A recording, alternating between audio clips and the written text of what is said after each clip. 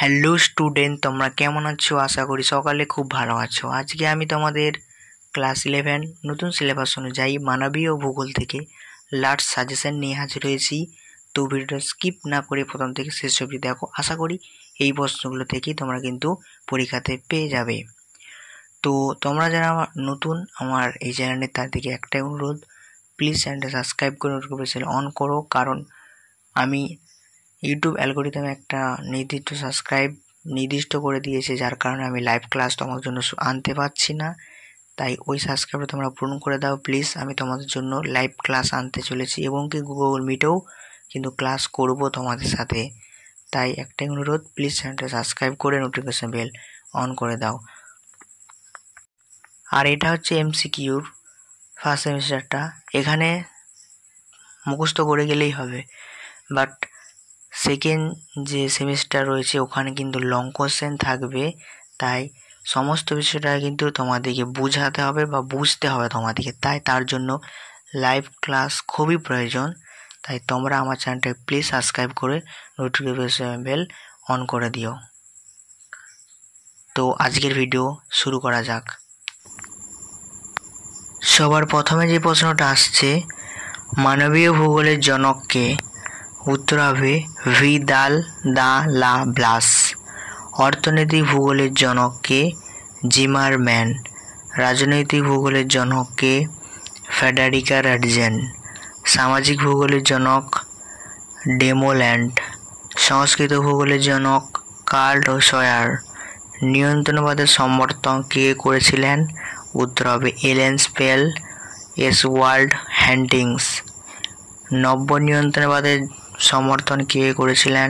V অনুচিত, গ্রিফটেলস প্রমুখেরা। রাশিমাতৃ বিপ্লব কবে হয়েছিলেন? 1960 সালে কুর্ট স্কিফার এর নেতৃত্বে। এস্কিমোদের বরফের গম্বুজাকৃতির ঘরকে বলা হয় বা গৃহকে বলে ইগুল। এস্কিমোদের সিলের চামড়ার তৈরি গৃহকে বলা হয় টিউপিক।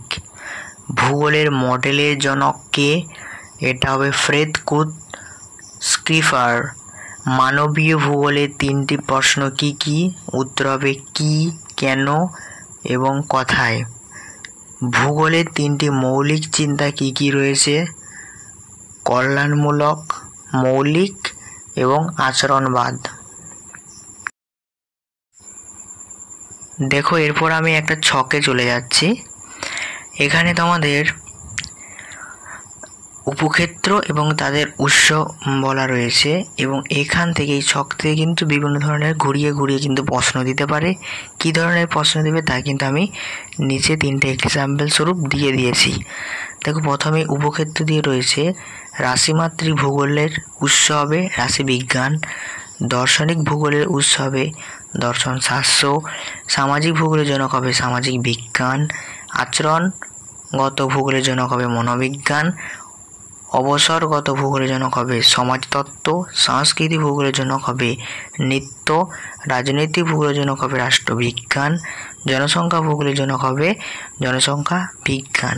দেখো, এই যে আমি উপক্ষেত্র এবং উৎসের নাম বললাম, তা কিন্তু নিচে তাদের এক্সাম্পল হিসেবে কিন্তু কীরকম প্রশ্ন আসবে দিয়ে দিয়েছে। দেখো, প্রথমে প্রশ্ন হচ্ছে, রাজনৈতিক ভূগোল যে বিষয়ের সঙ্গে সম্পর্কিত বা জড়িত তা হলো রাষ্ট্রবিজ্ঞান, মনোবিজ্ঞান, জীবভূগোল না গণিত? উত্তর হবে রাষ্ট্রবিজ্ঞান, কারণ আমরা আগেই পড়েছি।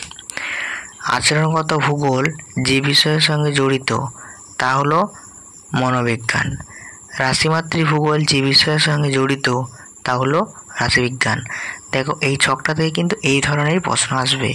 আশা করি আজকে যে প্রশ্নগুলো আমি দিলাম এই মানবিক ভূগোল থেকে যত নম্বরই থাকুক না কেন তা কিন্তু তোমরা পেয়ে যাবে। তো ভিডিও ভালো লাগলে চ্যানেলটা সাবস্ক্রাইব করে নোটিফিকেশন বেল অন এবং একটা লাইক এবং একটা কমেন্ট করতে কিন্তু ভুলবে না।